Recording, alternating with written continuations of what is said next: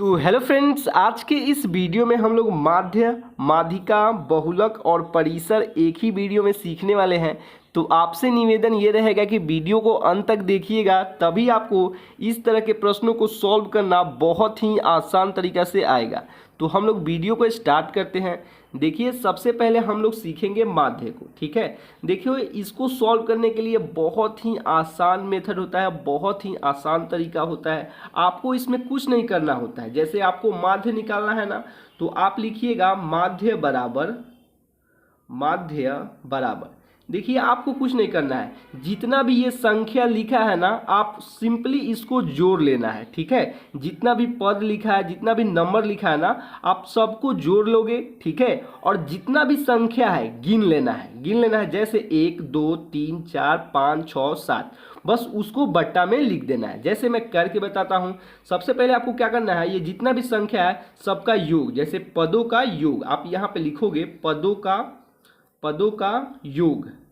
आप इसको ऐसे भी लिख सकते हो, संख्याओं का योग या पदों का योग, ऐसे भी आप लिख सकते हो। तो पदों का योग और बट्टा कुल संख्या, मतलब कुल पद। ठीक है, कुल पद। बस हो गया आपका आंसर। देखो कैसे, सबसे पहले मैंने क्या लिखा है, पदों का योग। जितना भी पद है, जितना भी नंबर है, जितना भी संख्या है, सबको जोड़ेंगे। योग मतलब क्या होता है, जोड़ना।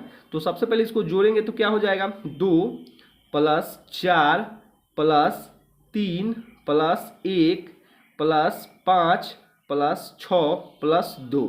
ठीक है, और बट्टा में आपको क्या करना है, जितना भी संख्या है गिन लेना है। कई गो संख्या था हमारा, 1 2 3 4 5 6 7। यहाँ पे 7 संख्या था ना, तो सिंपली यहाँ पे 7 लिख देना है। ठीक है, और ऊपर वाली संख्या को जोड़ लेना है। जैसे 4 और 2 कितना होता है, 6, 6 3 कितना होता है, 9, 9 1 10, 10 5 15, 15 और 6 कितना होता है, 21, और 21 और 2 कितना होता है, 23, 23 होता है ना। तो आपका आंसर आ चुका है, ऊपर का 23 और नीचे का क्या हो गया, 7, और यही आपका माध्य निकल जाएगा। माध्य निकालने के लिए बहुत ही आसान मेथड है। सबसे पहले आपको सबको जोड़ लेना है। जो भी नंबर आपका, जो भी इस तरह से क्वेश्चन दिया हो, सबको जोड़ लेना है, और जितना भी संख्या है ना, बट्टा में लिख देना है गिन के, और वही आपका आंसर हो जाएगा। अब हम लोग बात करेंगे माध्यिका पे। ये भी बहुत ज़्यादा आसान होता है, इसमें भी आपका कुछ ज़्यादा मतलब वो नहीं है। देखिए, माध्यिका निकालने के लिए सबसे पहले आपको इसको बढ़ते क्रम में लिखना होगा, सजाना होगा। ठीक है, सबसे पहले छोटा संख्या, उससे बड़ा, फिर उससे बड़ा, फिर से उससे बड़ा। इसको अवरोही या अवरोही क्रम में लिख सकते हैं। सबसे पहले छोटा, इसमें आपको क्या दिख रहा है, तो आप अगर ध्यान से देखते हो तो सबसे छोटा आपको 2 दिख रहा है। तो सबसे पहले हम यहाँ पे क्या लिखेंगे, 2। ठीक है, उसके बाद आपको क्या दिख रहा है, 2 के बाद सबसे छोटा संख्या क्या है, 3 है। ठीक है, 3 है, एक और यहाँ पे 3 है, तो एक और 3 लिख देंगे। ठीक है, फिर 3 के बाद सबसे उससे बड़ा संख्या क्या है, 4 है, तो यहाँ पे आप 4 लिखिएगा। ठीक है, और 4 के बाद क्या है हमारा, 5 है, तो 5 लिख दीजिएगा। फिर 5 के बाद हमारा क्या है, 6 नहीं है, 7 है, तो यहाँ पे 7 लिख दीजिएगा। फिर 7 से बड़ा क्या है हमारा, 8 है। ठीक है, अब तो संख्या नहीं है, गिन लीजिए, 1 2 3 4 5 6 7, 1 2 3 4 5 6 7।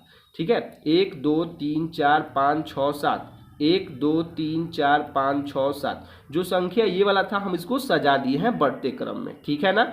अब आपको सिंपली क्या करना है, यहाँ पे 7 7 संख्या है ना, इसका जोड़ा लगा देना है। जैसे 3 इधर से काट दीजिए और 3 इधर से काट दीजिए। आपका जो बीच वाला बच रहा है ना, 4, वही आपका इसका माध्य होगा। देखा कितना ज़्यादा आसान है, ये बहुत ज़्यादा आसान होता है माध्यिका।